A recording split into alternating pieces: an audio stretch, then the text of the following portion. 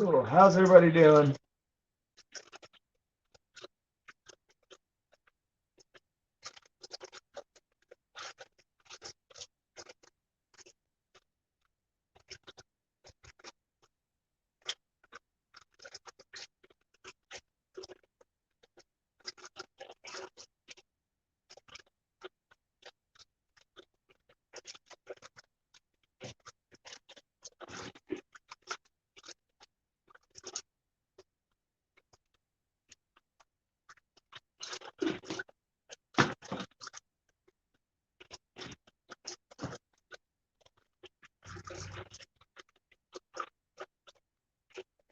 What's up, Ace?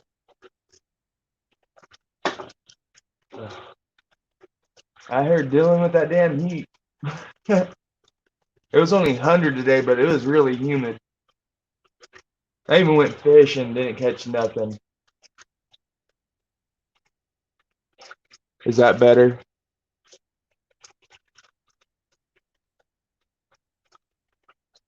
I think it's because of the tanks.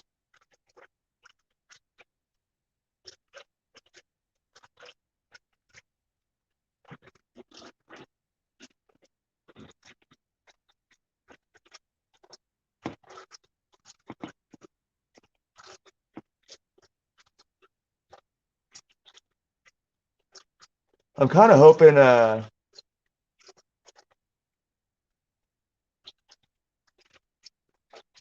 top 5 strokes in Wonder of Scotland. Hoping to go do some catfishing tomorrow. We're gonna go out tomorrow evening.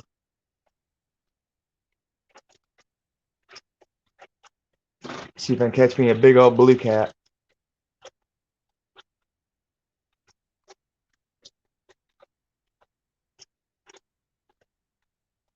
Well, thank you. I can't wait to get a bigger one. This is only a 75 gallon, but I want to get a 120.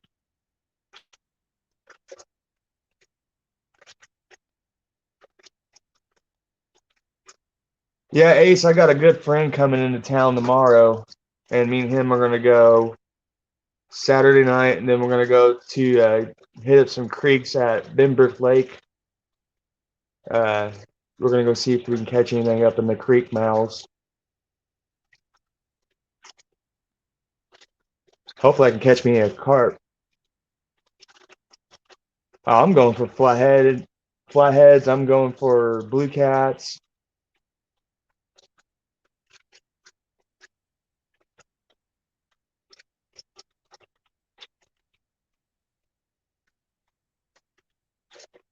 I even know where a bunch of little bullhead are at.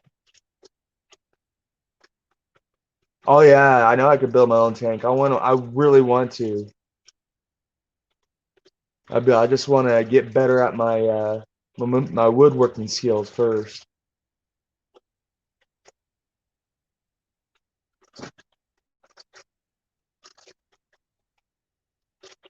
Yeah, I want to build a really good wooden tank and just seal the inside of it and put glass on one side. I've seen coffee tables like that. They're pretty cool.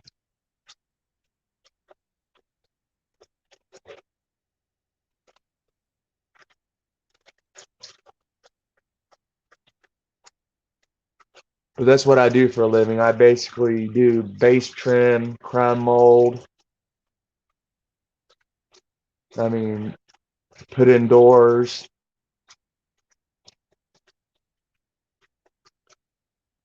So I can always get some kind of molding to make it look nice.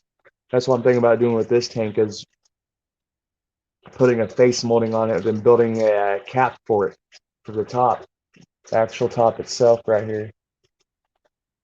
I think it looked really cool with some of the crown mold that we got.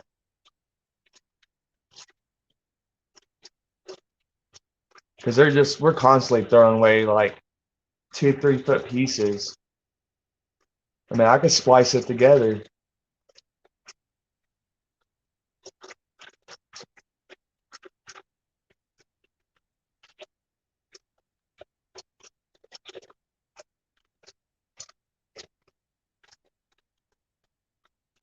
Yeah, but like if I build a tank, it's gonna be like at least 600 or 700 gallons, and it's gonna be a big one.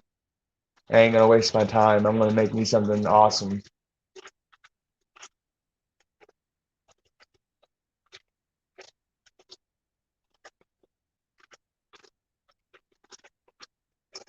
Ace, no offense, but that's a baby where I come from. Like I come from southern Kansas, and we fish when like every time I go up there, we always fish the Walnut River, and that feeds into Call Lake, Oklahoma, and Call Lake, Oklahoma has like a good population of flathead.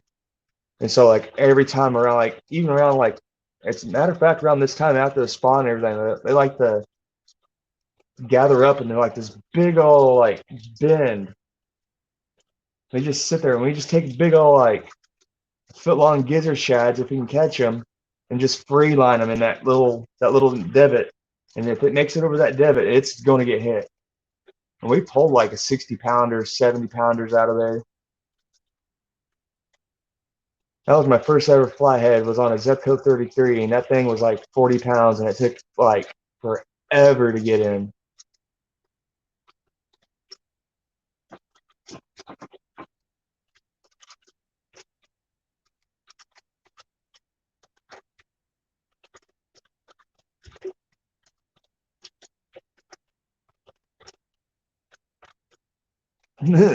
Dinner table tank, that'd be pretty cool.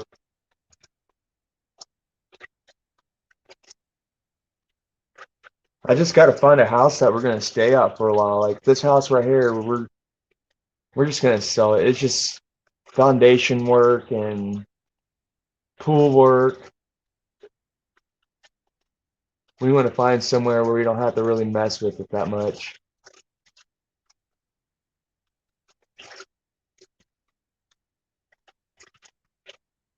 That's the crazy thing about down here in Texas. They don't really get that big down here either. But like besides the blues do get big here in Texas. I mean, like, but besides like the flatheads, like I looked at all like the state record, like the lake records around the area, and they're in the 40 to 50 pound range. But I bet you they're like once in a blue moon you'll catch a monster here, like the same up there. But there's just something about the Central America, like I'm talking about like Nebraska, Kansas, Arkansas, just all that area right there, where the major rivers, a lot of major rivers that go for long distance. It's the craziest thing. Like up there in Kansas, blues were not that common. We used to catch big channel cat up there. Then like they had a couple lakes that we go to that had blues. But then when I come down here, that's all pretty much I catch is blues.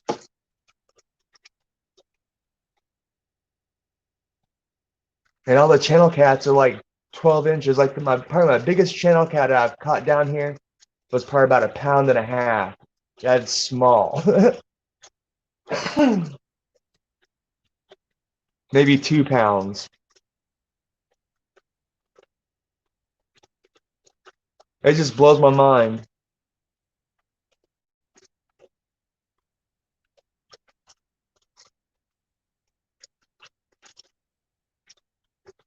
Then down here, they're starting to introduce smallmouth along the Brazos River system, which is pretty neat.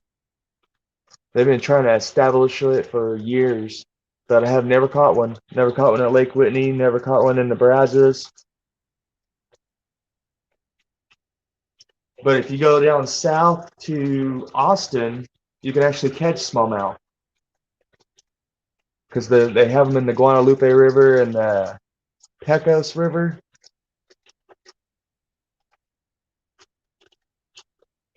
Oh yeah, I believe it. I believe it.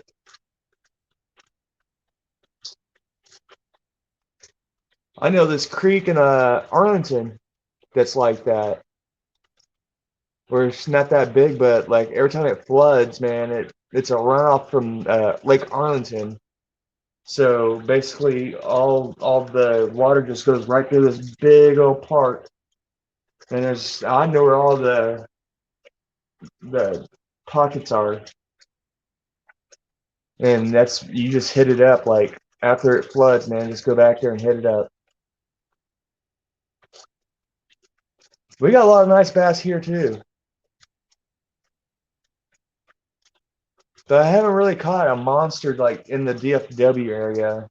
Like I had to go up to this lake called Lake Arrowhead up in Wichita Falls, Texas, which is up by the Oklahoma and Texas border, and I caught a 7 pounder and then a 8.5.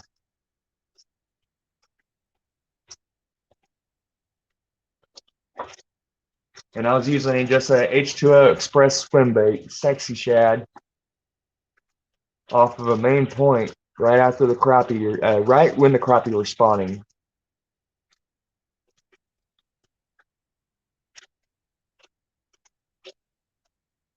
So that's one thing I have learned about when the crappie are spawning, they're big swim baits.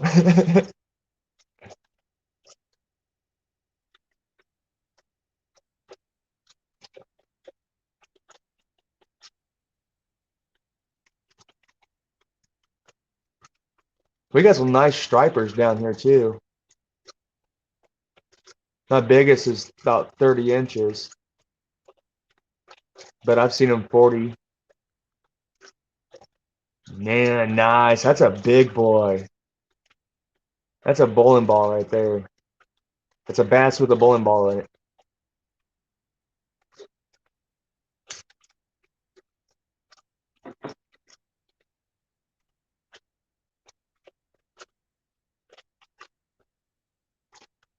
So I've caught like 5 6 pounders off of crappie jigs. That was always fun too. Vertical jigging for crappie and catch a big old bass using 6 pound test.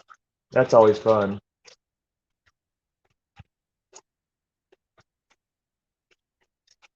That's what I'm going to do tomorrow. I got my ugly stick ultralight pro rigged up with a 6 pound test, and I'm going to put cut shad on it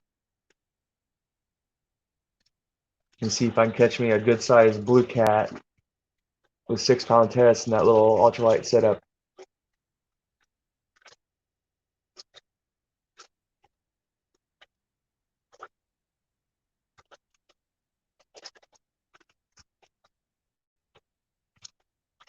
I tried to do that with gar, but it didn't work out so good.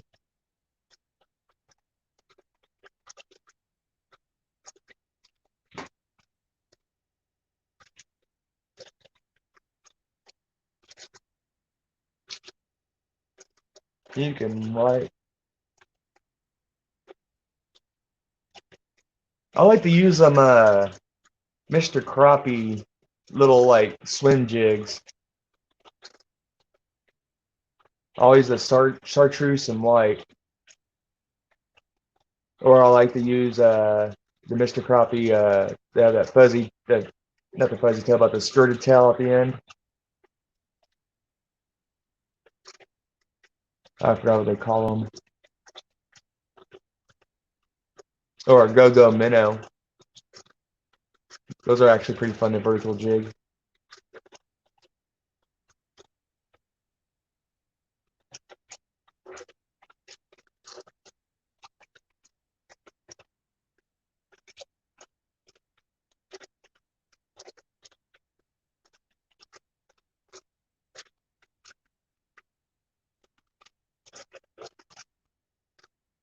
No, it's weird. Like you just get like if you ever get the chance to come down south and fish, do it because like you come down here thinking you can catch fish and you're just gonna it's gonna be like a totally different.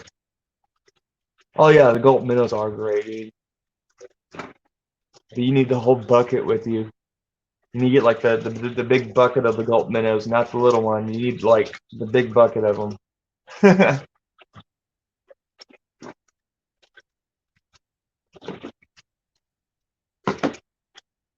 Those gulp maggots actually work pretty good too.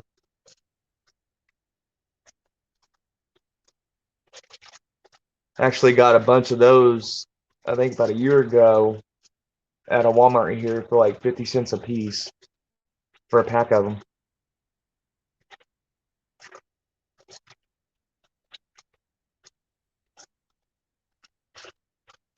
But I am a true believer in the Roadrunner though, especially for creeks.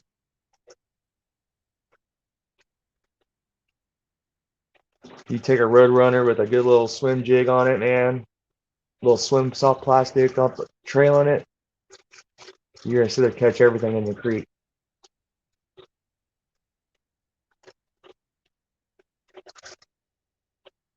The cool thing about them, you can vertical jig them. You can troll them.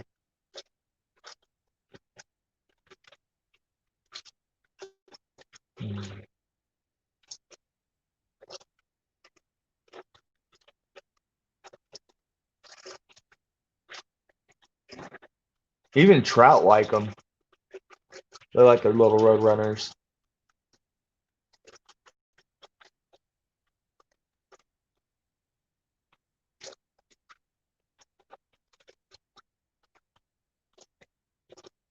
Oh, I use a lot of frogs too. I got like a little collection of frogs that are, every time you throw them out there, they just sink because they've been worn out.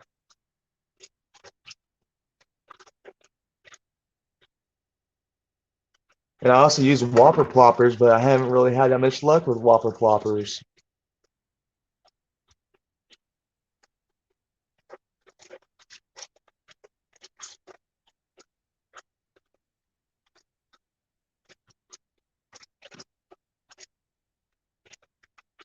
I have more better luck with a chatterbug though.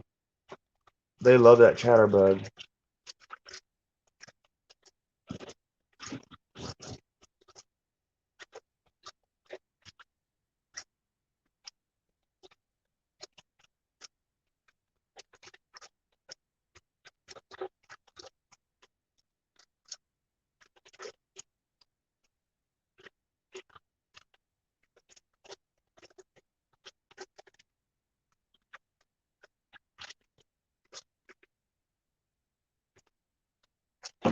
Like right now, in the morning times and the evening times, the white bass here, they'll boil on top of the water, chasing the shad up. And what I like to do is use spook, a bone white spook, and throw it out there. And I always catch like at least one or two off that. It's always fun. But that's always a good way to go out there and just chase white bass during the morning and the evening. That's way fun. Good way to fill up the cooler too.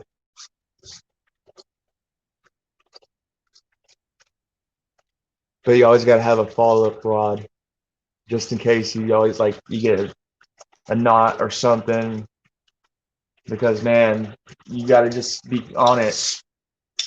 Because you sit there casting, catching them and reeling in, and you probably catch about one or two, and cast it back out there, and they're gone.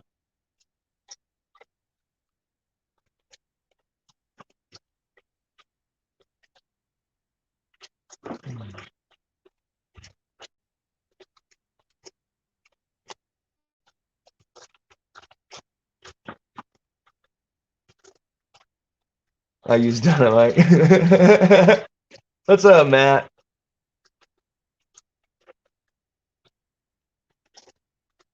Yeah, fuck it. You just use dynamite. That or an old crank telephone.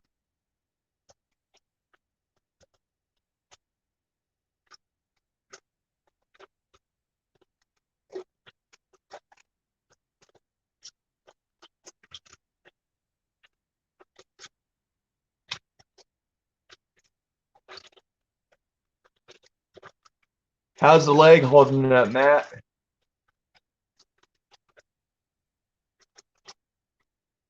Yeah, I don't use the big spoons. I need to. That's a pretty neat process. That's actually the time to do it is right now. A lot of the bigger bass are down on the bottom.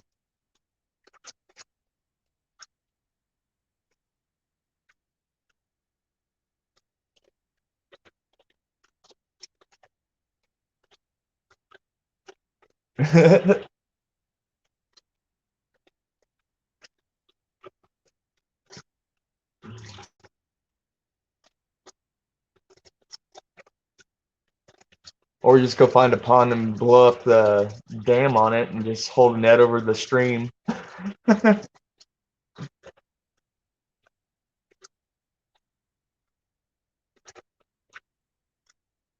Man,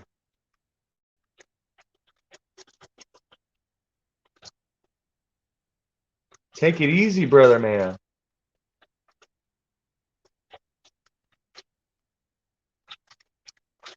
I can't really say nothing. I shot myself with a nail gun today.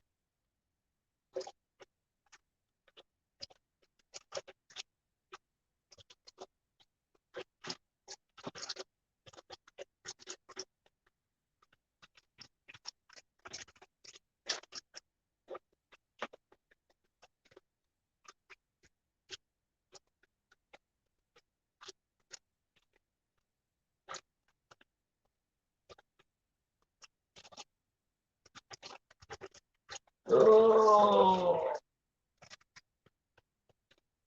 Yeah, we worked in a house today that was built in 1927, and they put we did some baseboard in it. We put crown up, the crown molding up, and we put in a door. And the funny thing about this house, it was not level whatsoever. It had a downhill slope. The level from the door was an inch off.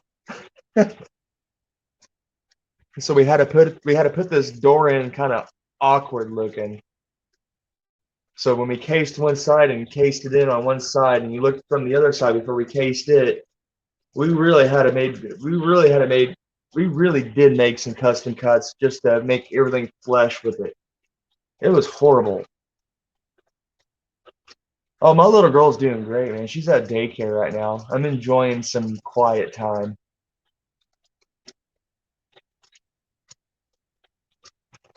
We finished with that house today, and it was like already like 2:30, so we was like, nah, we're not gonna go anywhere else and drag the tools back out.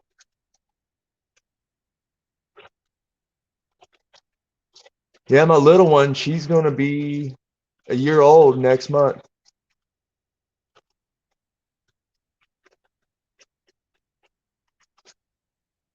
Already crawling around everywhere. Already catching the.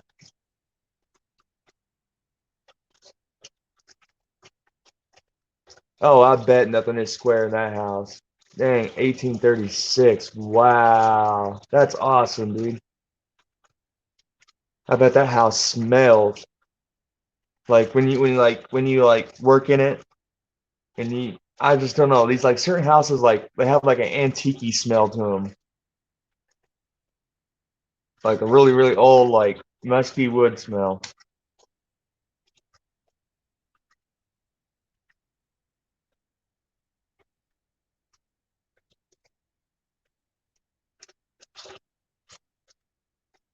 I don't think there is any property around. I mean, any left standing property around here from the 1800s, from the early 1800s. I have to look into that. I have to look and see when the actual Fort Worth Stockyard was built. I know it's still standing, the slaughterhouse and the actual stockyard itself.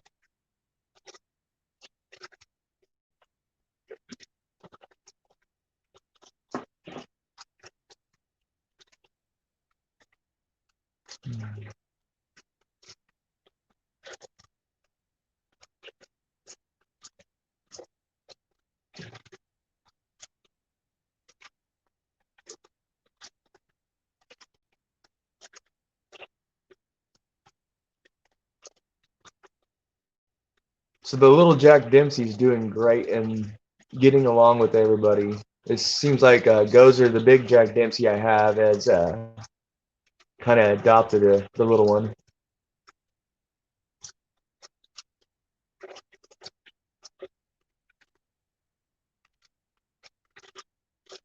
Oh yeah, I bet. uh,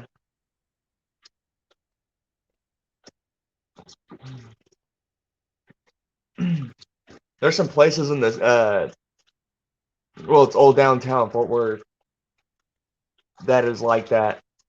Like I had this experience at this place. It was at this building. It's called Pearls, and it was a bar on the bottom, and it used to be apartments on top. And right across the street is a radio exchange where my girlfriend works. And so I went to go meet her for lunch, and I looked up at the Pearl, and I swear I saw like a lady, like a silhouette of a lady in the window. Then when I looked back, she was gone.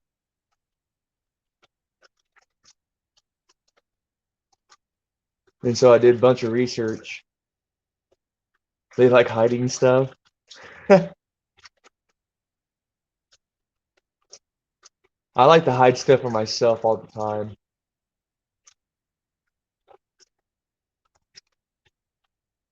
especially when I fish. Like I know I brought like this certain lure, but then I like dig through my tackle box and I cannot find it because I'm in a hurry to find it. And then after all is said is done, I get home and I'm start, going through my stuff and clipping lines and putting everything up, and then I find the lure that I need. But I'm pretty sure the ghosts probably do some stuff too. The ghosts are really hiding me, Dad. No, they lurk in the shadows, man. For real.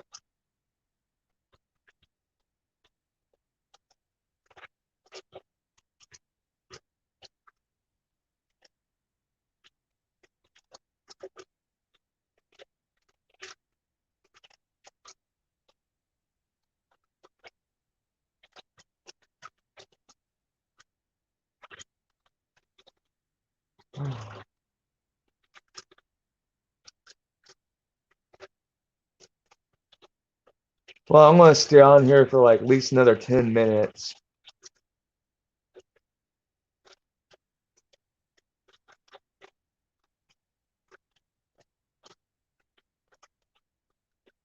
In your head, Metallica.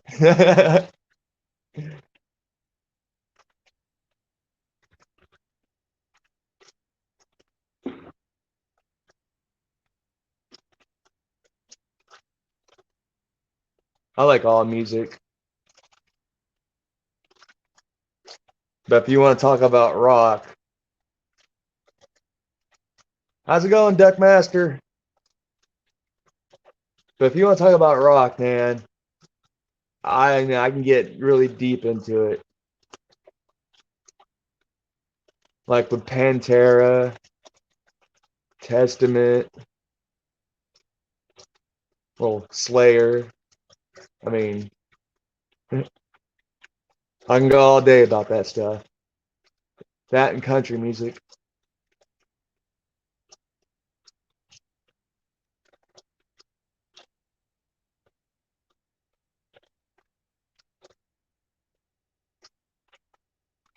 But if you guys want to hear something very interesting, look up If I Were the Devil by Paul Harvey.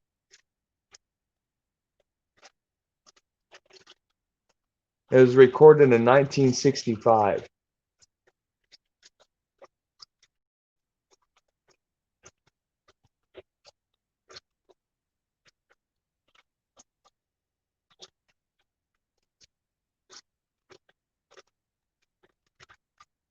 And plus, really, here pretty soon, I'm going to be doing a much needed car updated video.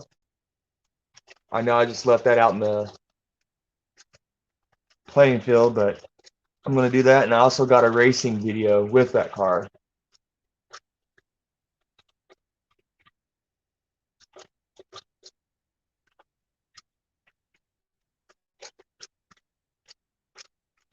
Ministry.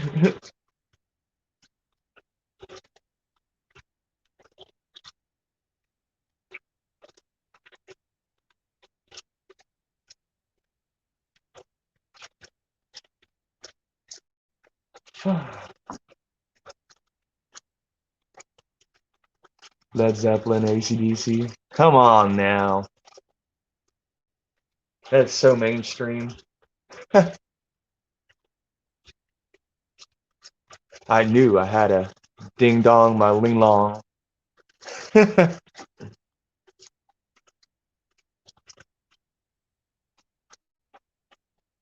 Yeah, I love that song.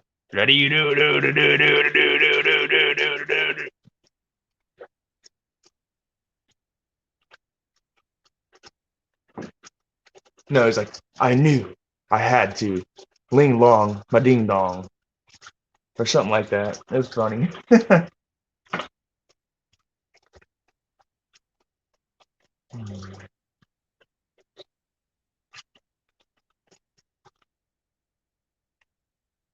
Yeah, but when it comes to rap, I like the old school rap. I like Tupac and Biggie and basically all like that kind of genre. I don't care for this newer rap. And of course, I like ICP, Twisted, all that.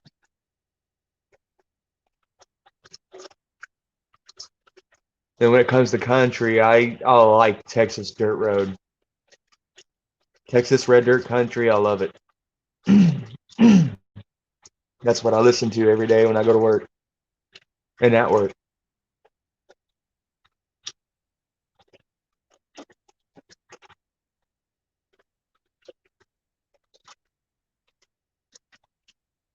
Like hell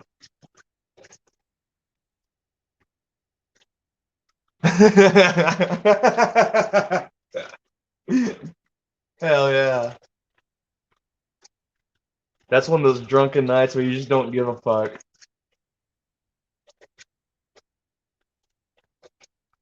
Right. Well, it's 40 below, and I don't give a fuck. Got a heater and a chuck 'em off to the rodeo. No, no. Here comes Johnny with his peckiners in hand. He's a one-ball man, and he's off to the rodeo.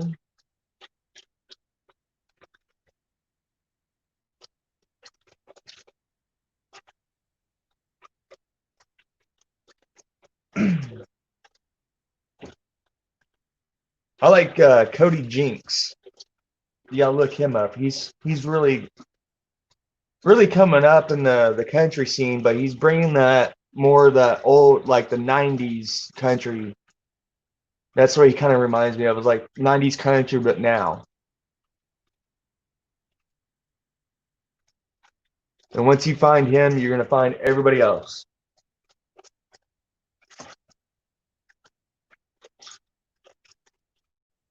Coulter Wall, he's pretty good. Um,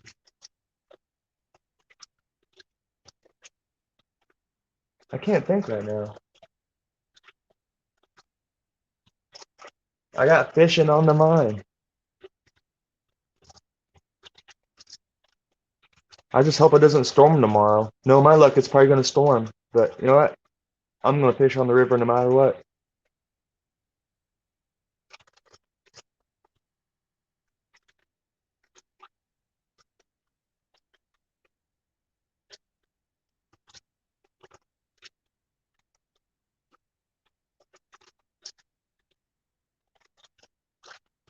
Yeah, I don't really care for the new kind of country, but like Red Dirt Country is kind of like bringing back that '90s, and it's just bringing back that older country vibe, like country western style, you know.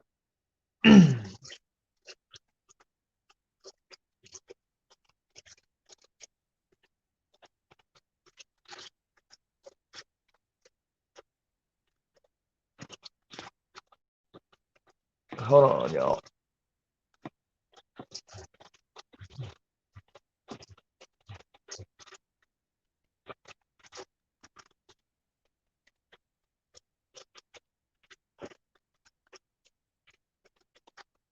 What in?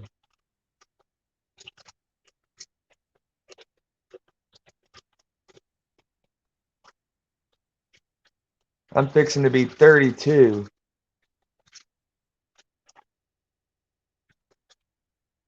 You're old enough to be my papa, Matt. No, my dad's like 56 years old. Actually, he has a. My dad actually has a YouTube channel. It's Old Hippie Gamer.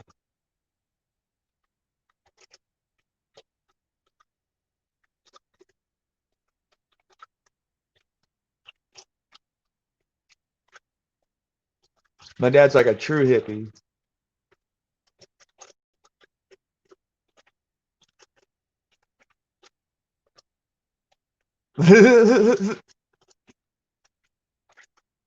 And that's the funny thing about it. Like all growing up, that's pretty much who I hang out with because I was always so eager to learn.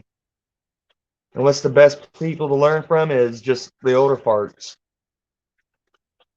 because they've been there, they've done it.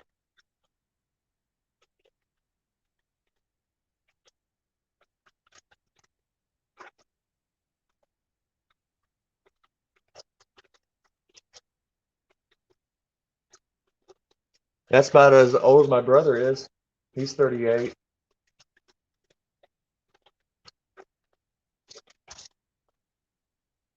Now I'm the baby of the family. I'm the baby and the biggest.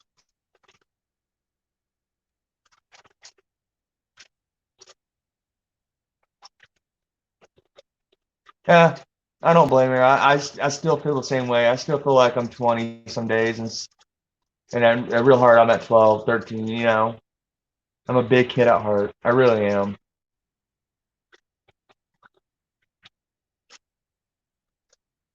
But I'm at that age where I'm learning where I can't do the things I used to do. From all the shit I put my body through growing up, I can't like jump off of things. I can't maneuver as good as I used to.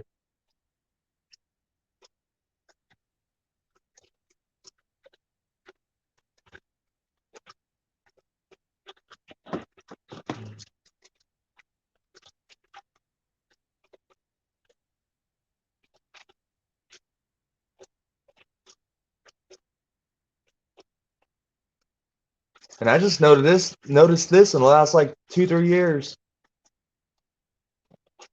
Like I can remember I can go out there and work in the heat no problem. Now it's just I go out there and I get done with a whole day of work and from 8 o'clock to about 5 o'clock and then I come home and I'm just dead to the world. I just want to go and lay down. I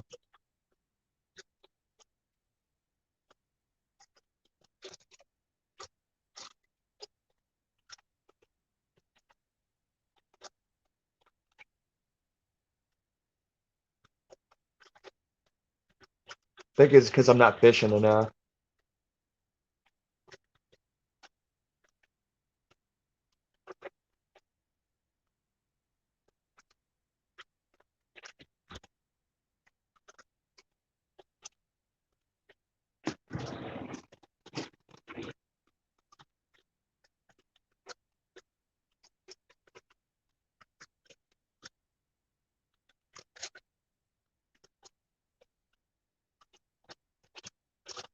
Yeah, but in my 40s, I'm gonna be dealing with a teenager.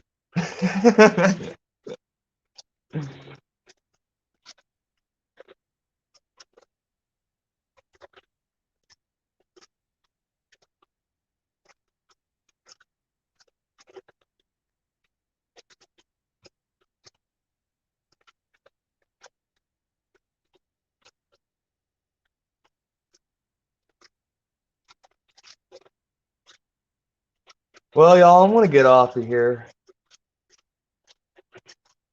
I gotta, I gotta go get my daughter, and I got some errands I gotta run.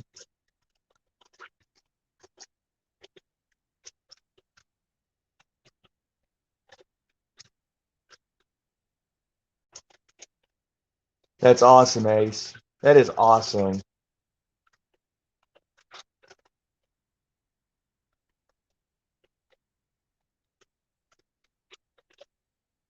That is awesome when you can come from something like that and defeat, like, hey, I'm gonna walk and I'm gonna do it. That's how I get through the day. I'm just gonna do it. Just do it.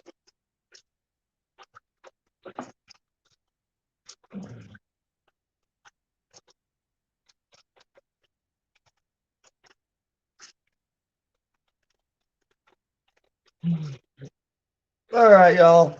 Y'all have a blessed day. I'm gonna get off here and take care of my things.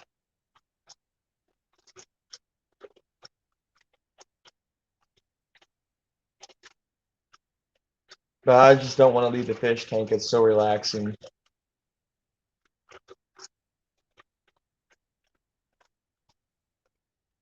All right, y'all. God bless.